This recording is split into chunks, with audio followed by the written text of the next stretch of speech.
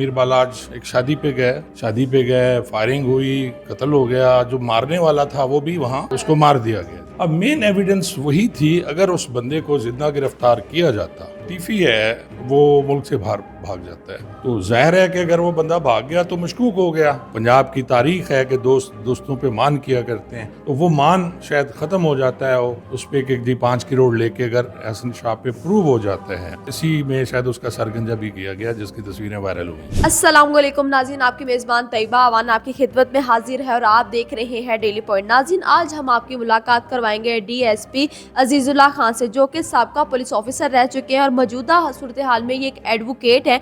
यहाँ हम इनसे बात करते हैं बालाज कत्ल केस के बारे में, इनकी क्या राय है। आपको पता है कि अमीर बालाज एक शादी पे गए, तो सबको पता है, शादी पे गए, फायरिंग हुई, कत्ल हो गया। जो मारने वाला था वो भी वहाँ उसको मार दिया गया। अब मेन एविडेंस वही थी, अगर उस बंदे को जिंदा गिरफ्तार किया जाता तो उसके बाद उसने बताना था कि कत्ल क्यों हुआ, किसने करवाया। अब जब वही एक बंदा जो मारने आया वो मारा गया, तो उसके बाद अब किससे पूछा जाता। ज़ाहिर है पुलिस ने फिर इधर उधर हाथ पांव मारे और उनकी कॉल्स ट्रेस की, जो लेटेस्ट टेक्नोलॉजी है, आईटी टेक्नोलॉजी है, और उसके बाद होता है जी मुख्तलिफ क्ल्यू मिलते हैं।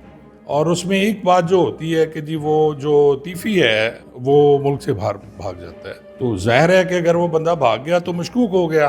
तो मशकूक होने के साथ फिर पुलिस ने उनके इर्द गिर्द देखना शुरू किया कि तीफी से कौन कौन मिलता था, किस किस का उससे रब्ता था। टेलीफोन कॉल्स ट्रेस हुई होंगी, सीडीआर देखी गई होगी, और उसके बाद जो शक हुआ उन्हें, वो एहसन शाह पे शक हो गया, जो कि उम्रे पे चला गया था और वापस आया, और इस तरह ये गुत्थी सुलझ गई है। अब पुलिस के पास कुछ 7-8 लोग हैं। गोगी को तो उन्होंने तकरीबन क्लियर कर दिया, इमरान किश्वर जो डीआईजी इन्वेस्टिगेशन है उन्होंने क्लियर कर दिया, और बाकी जो पकड़े हुए हैं वो उन पे अब वो क्या करते हैं, कैसे होता है, ये जब तफ्तीश मुकम्मल होगी उसके बाद होगा। अच्छा, आप भी देख सकते हैं कि सोशल मीडिया पे इस केस की बहुत ज़्यादा धूम है। ये इस तरह के पहले केसेस आपने देखे हैं बकौल कि आपका एक्सपीरियंस बहुत ज़्यादा है, आप एक एडवोकेट भी हैं, एक पुलिस ऑफिसर भी रह चुके हैं, इस तरह के केसेस पहले कभी आपके पास आए? जी देखिए, इस तरह के केसेस कई आए मेरी लाइफ में। पहले हमेशा तो ये होता था, कुछ अर्सा पहले, 10-15-20 साल पहले, लोग अपना बदला खुद लिया करते थे। लेकिन जब से ये शूटर मिलना शुरू हो गए और उसके बाद बहुत कम पैसों में वो आपका काम कर देते हैं, और मरवाने वाले जो होते हैं वो 1-2 दिन पहले मुल्क से बाहर चले जाते हैं। अब फिजिकली उनकी प्रेजेंस नहीं है। यही देखें, जैसे एहसन शाह वहाँ नहीं है, लेकिन इस दफ़ा जो ये यहाँ मौजूद ज़रूर हैं, गोगी और तीफ़ी, अगर उन पे इल्ज़ाम जा रहा है, लेकिन उन पे साबित करना मुश्किल हो जाएगा, क्योंकि जाए वकूआ पे वो नहीं है।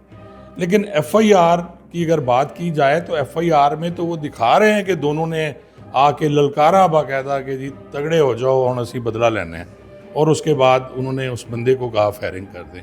लेकिन जब तफ्तीश होती है वहाँ उनकी प्रेजेंस नहीं है, ना ही उनकी लोकेशन वहाँ आएगी, तो जब ये सारी चीज़ें होंगी तो मुकदमा खुद ब खुद ख़राब हो जाता है।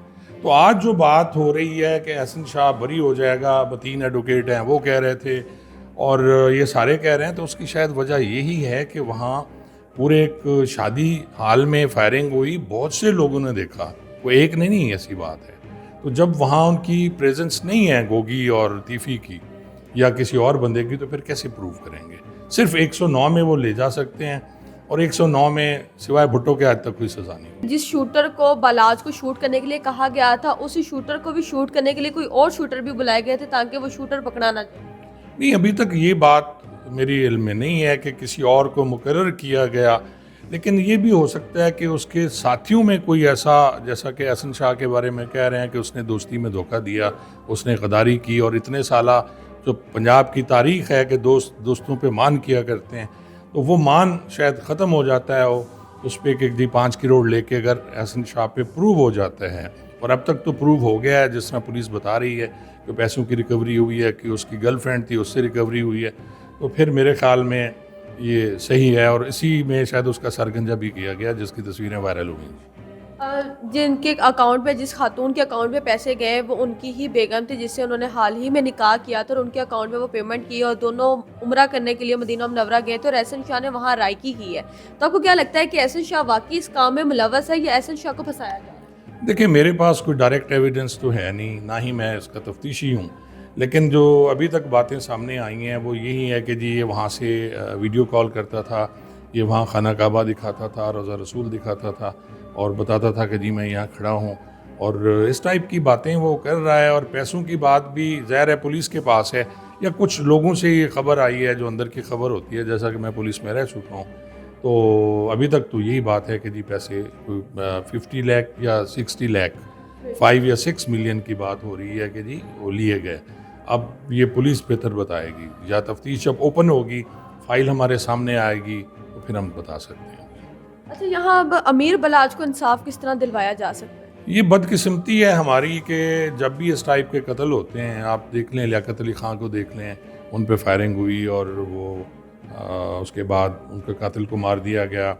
फिर इमरान खान पे जो हमला हुआ था उसमें भी देखें कि वो उसको भी मारने की कोशिश की गई थी, लेकिन वो लकीली बच गया। और ये कत्ल इस तरह के, मेरे ख्याल में तो वो कहते हैं ना जी, कत्ल रुल गया, जो मुझे हालात लग रहे हैं, क्योंकि मारने वाला मारा गया। और इससे पहले जो टीपू की को जो एयरपोर्ट पे मारा गया था, वो भी तो यही था ना कि जी वो तो बदकिस्मती थी खुर्रम भट्ट की कि वो मौके पे पकड़ा गया और उसे सज़ा हो गई, सज़ाए मौत हुई।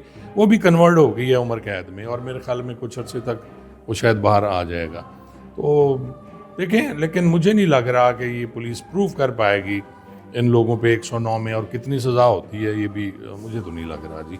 बीइंग ए पुलिस ऑफिसर और बीइंग ए एडवोकेट मैं बात कर रहा हूँ, और एक दफ़ा फिर वही बात कर रहा हूँ कि दोस्त नाराज़ हो जाते हैं कि मेरे शायद ताल्लुकात हैं कहीं से।